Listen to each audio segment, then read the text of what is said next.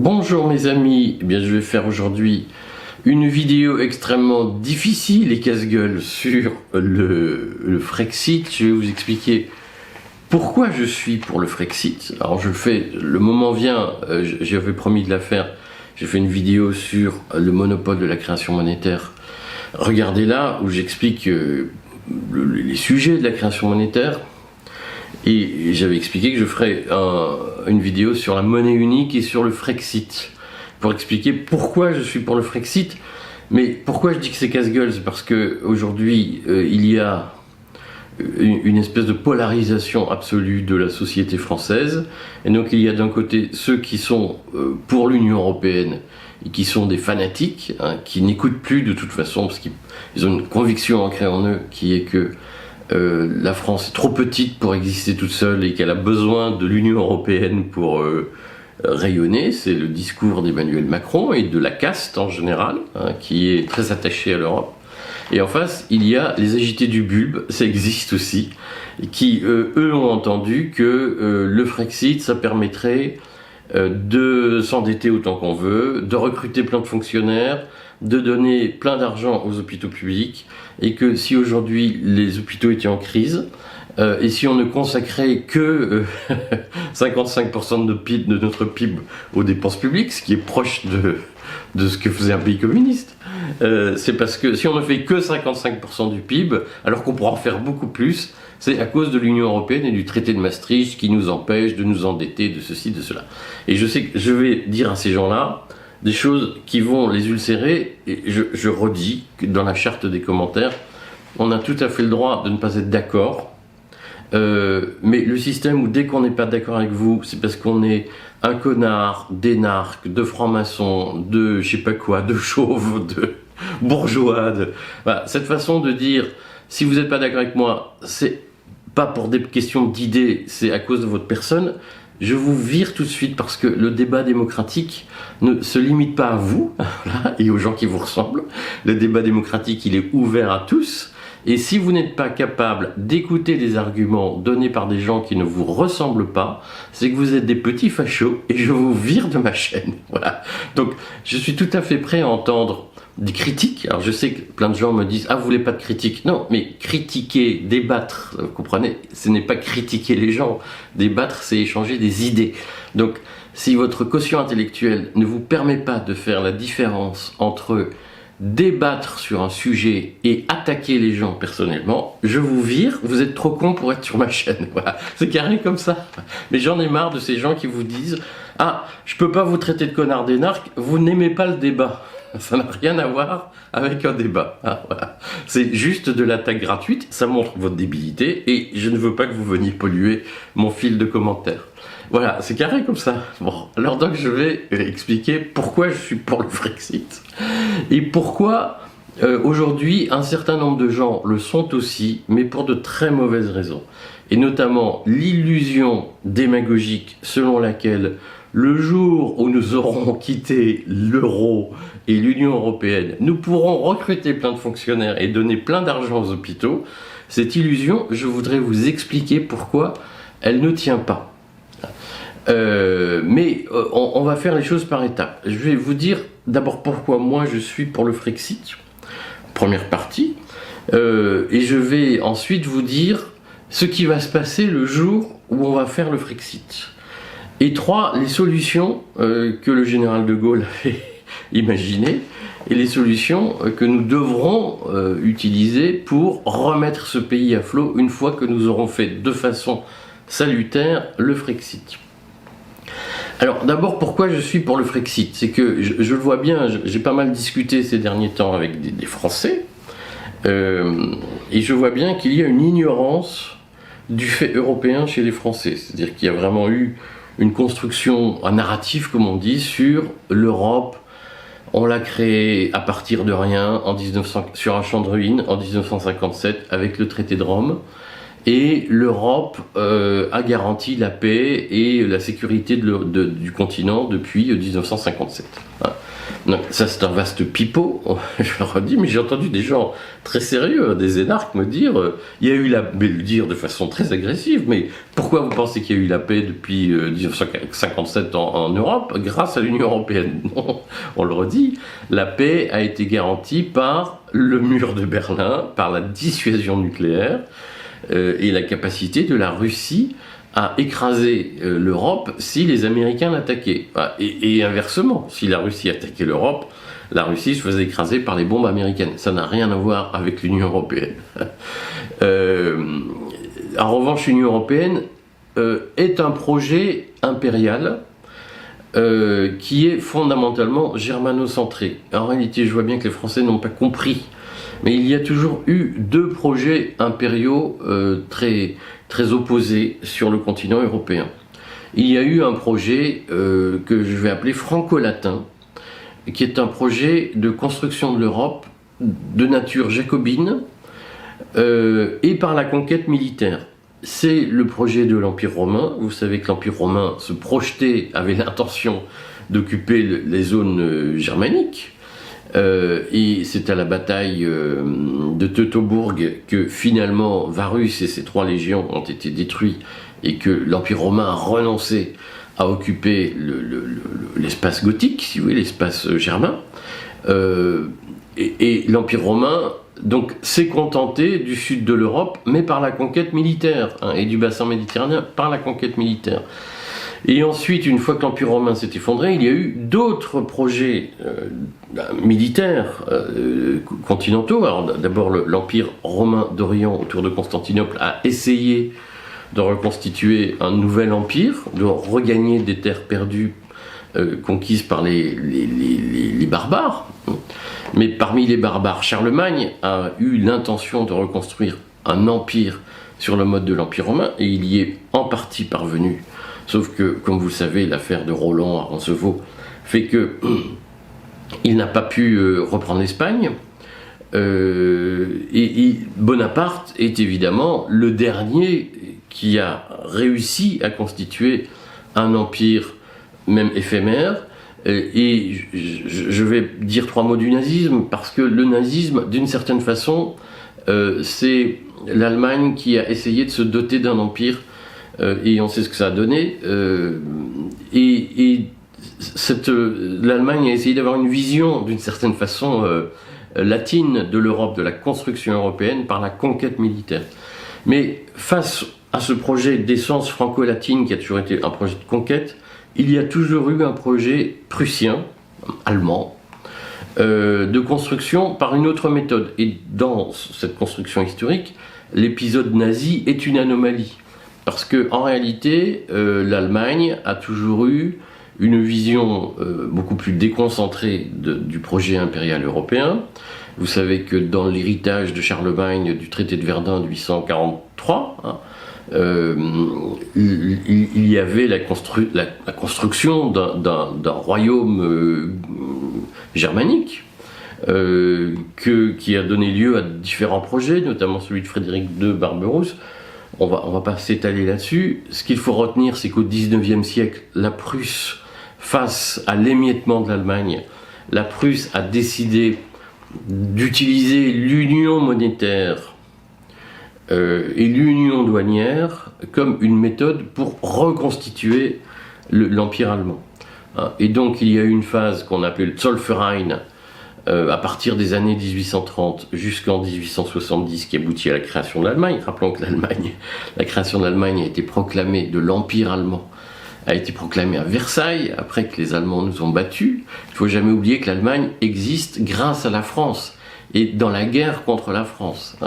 L'Allemagne est une réaction à la France. En soi, elle n'existe pas, l'Allemagne. Elle existe parce qu'il y a la France.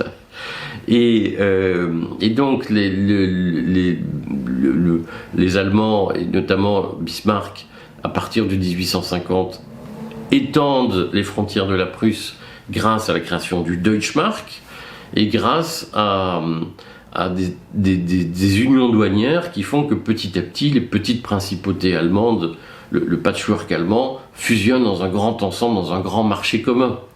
Et vous voyez où je veux en venir, c'est que après la défaite d'Hitler et de la Wehrmacht en 1945, on va reconstituer, on va reprendre la technique du Zollverein et de l'union monétaire pour étendre la sphère prussienne, et ça va s'appeler l'Union européenne. Donc, par nature, la création de ce qui est aujourd'hui l'Union européenne, qui était la communauté européenne au début, je vous passe les détails historiques, c'est un projet de reprise de la logique prussienne d'expansion.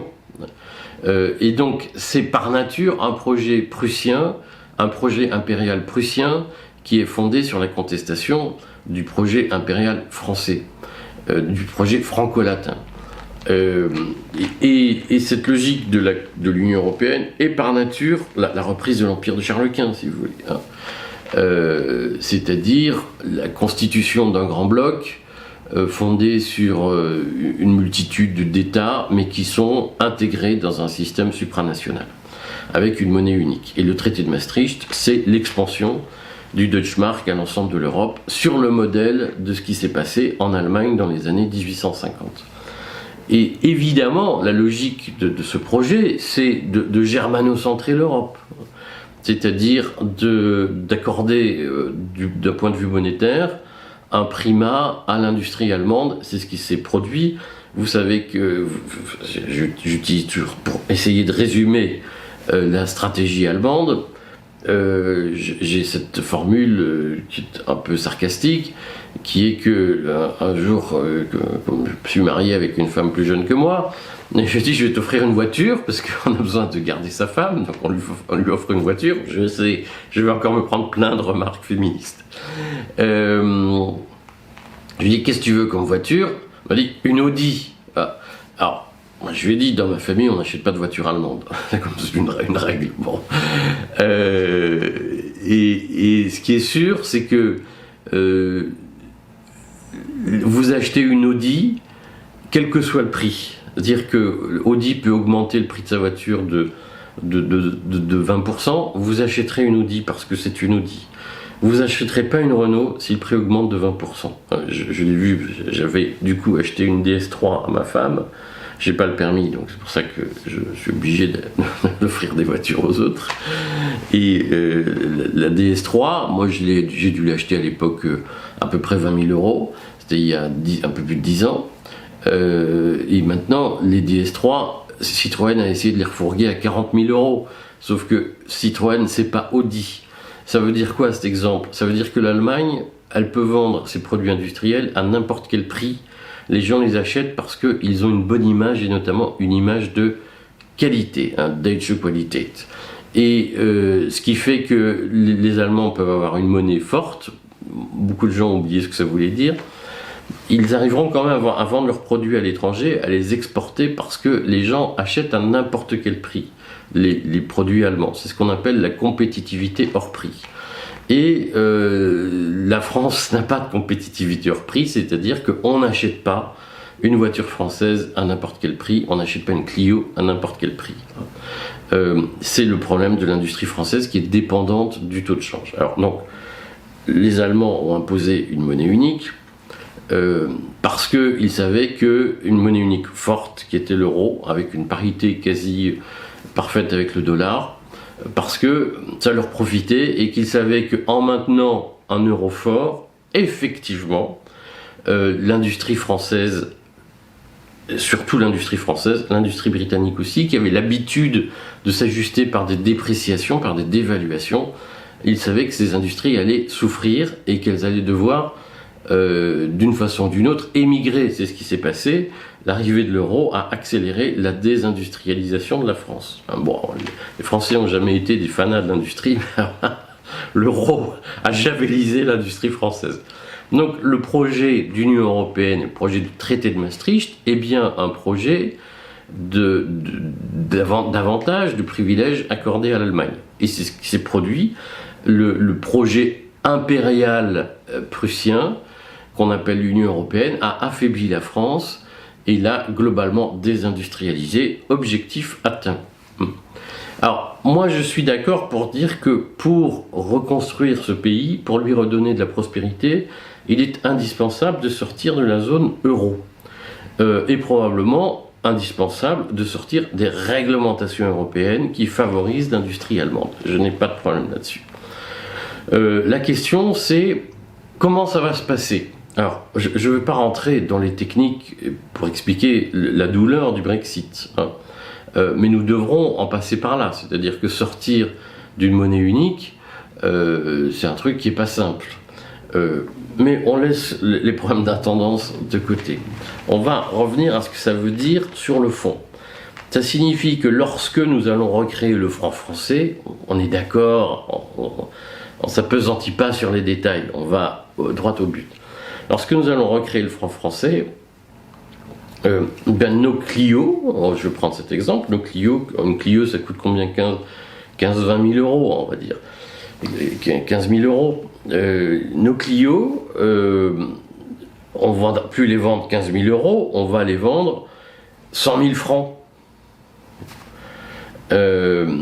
Et donc, on va affronter la concurrence des Audi, etc. Et on va s'apercevoir très vite que majoritairement, nos partenaires, les gens, les clients, hein, les financiers aussi. Et il faut arrêter de dire, ah bah la finance, je veux dire, vous êtes tous contents d'avoir un salaire à la fin du mois et vous êtes tous contents de pouvoir le placer, quoi. Donc on va arrêter de cracher dans la soupe, hein. Tout le monde est très content d'avoir de l'argent et j'entends tellement de Français dire on veut une augmentation de salaire que si c'était vrai que la finance vous intéressait pas et que c'était pas bien, vous ne demanderiez pas tous une augmentation de salaire.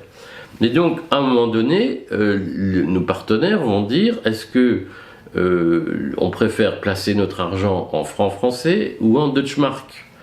Et ça va refaire comme en 40, c'est-à-dire que les gens vont commencer à dire bon, on va regarder le paysage, et les financiers, les investisseurs, les clients, les consommateurs, vous-même, vous allez vous dire bon, l'Allemagne, il y a de l'industrie, il y a du boulot, les gens ont des bons salaires, les finances publiques sont équilibrées, donc il n'y a pas de raison que ça flanche. La France, aujourd'hui, quand vous gagnez, moi je suis employeur, vous gagnez 1 euro, il y en a 75 centimes, enfin c'est ça, il faut avoir le courage de le dire. Un patron, s'il veut se payer, il est taxé à 75%. Par construction. Voilà. C'est-à-dire qu'il y a l'impôt sur les sociétés, les charges sociales, l'impôt sur le revenu. Donc vous vous dites, les Français, ils sont accablés d'impôts, tous les riches sont partis parce qu'il y a trop d'impôts. Alors on peut dire c'est des salauds, n'empêche qu'ils existent et ils se sont barrés parce que l'imposition est quand même étouffante. Et en France, il y a tous ces impôts servent à faire vivre une bureaucratie. Alors je crois qu'on est à plus de 5 millions de fonctionnaires maintenant, dont des gens qui, comme dans les pays du tiers-monde, sont payés pour faire des coups de tampon sur des papiers. C'est délirant. Et le déficit public, le déficit de l'État est colossal, la dette augmente, et la croissance, quand elle existe, elle est plombée par les impôts. Et elle sert essentiellement à faire tourner la machine administrative et à payer des aides sociales à des gens qui bossent pas. Et vous avez des patrons qui disent « mais moi je trouve personne pour bosser ». Donc, il y a un problème structurel en France. Ça veut dire quoi? Ça veut dire que le jour où on va sortir de l'euro, les gens, ils vont, les Américains, les fonds de pension, tout ce qui a de l'argent dans le monde, on peut dire on n'a pas besoin d'eux. On peut dire on va vivre comme l'Albanie, ça nous ira très bien. Mais si on veut préserver un niveau de vie, on a besoin de cet argent-là. C'est le principe de réalité. On peut faire de l'idéologie et dire on s'en fout, nous ce qu'on veut c'est ne rien foutre et gagner plus d'argent, augmenter les salaires en travaillant moins. Mais la réalité c'est pas ça. La réalité c'est que les gens vont dire écoutez monsieur, nous on préfère acheter on préfère mettre nos économies en Deutschmark plutôt qu'en francs français. Et donc petit à petit, on va avoir en France un certain nombre de démagogues qui promettent de raser gratis et qui vont dire on va augmenter les salaires, on va faire plus d'impôts, on va donner plus d'argent aux hôpitaux. Voilà. Et tout ça fait qu'à un moment donné, les charges vont augmenter et Renault va dire moi ma Clio, je la vends plus 100 000 francs, je la vends 110 000 francs. Voilà. Et on va en vendre moins parce que les voitures japonaises sont moins chères. Ça veut dire quoi tout ça? Ça veut dire que dès lors que nous sommes dans un univers ouvert, dans une société ouverte, avec des importations, des exportations, on devra assurer une forme de compétitivité. C'est-à-dire qu'il faudra faire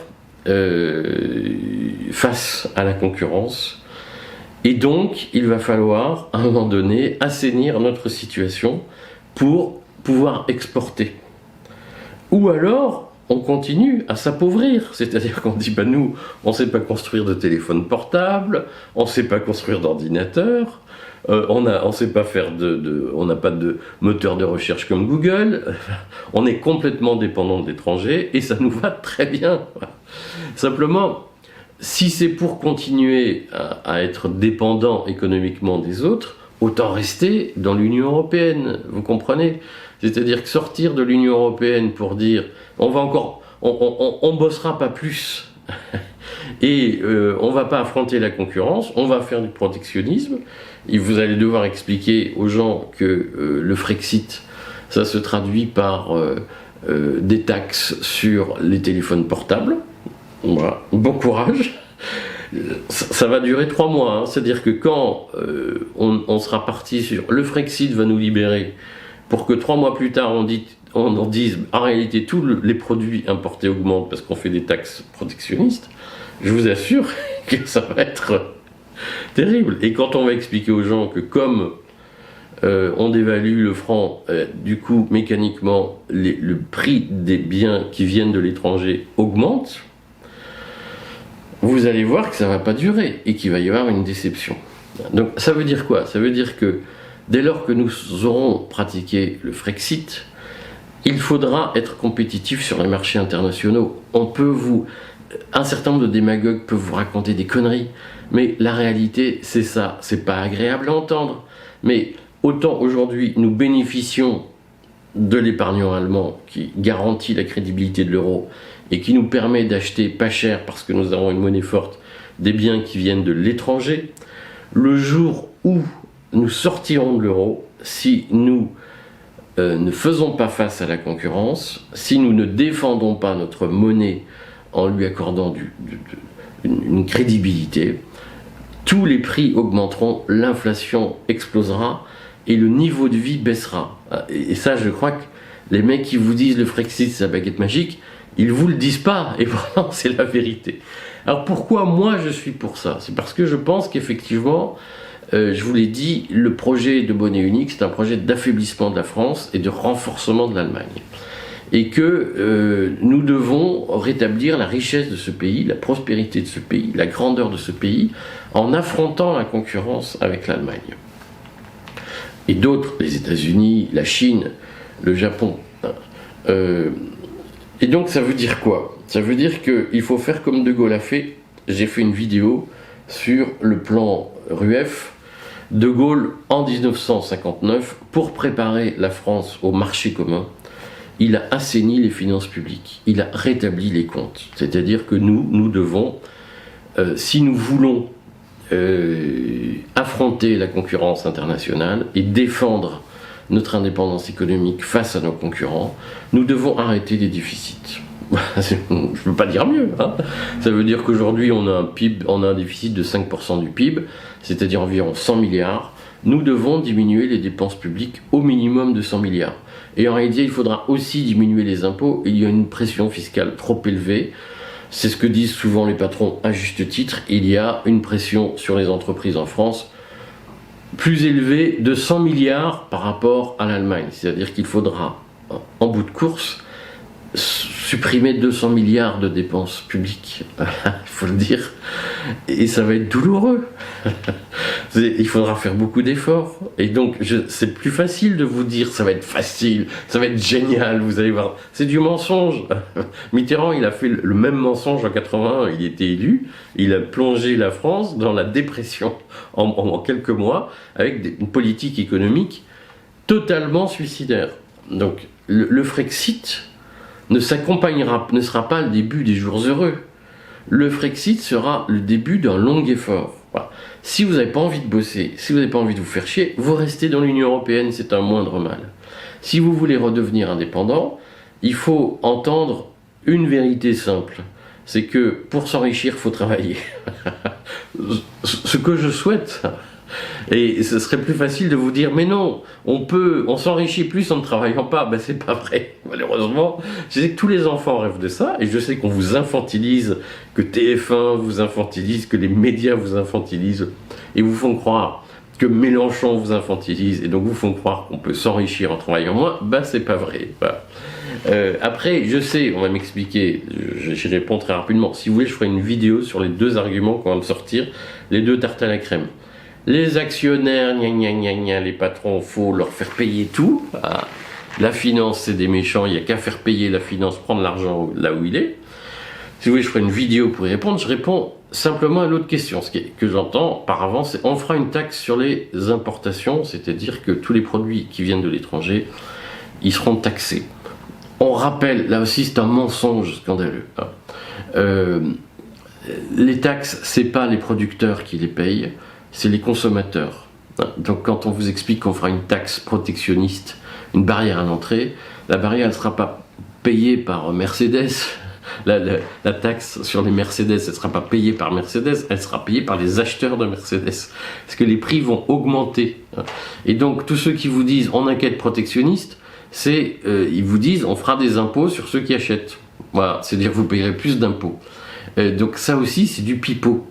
Et globalement, il faut avoir conscience que dans la pratique, si nous voulons retrouver notre grandeur et notre rayonnement, il faut admettre une réalité, c'est que il faudra se remettre au boulot.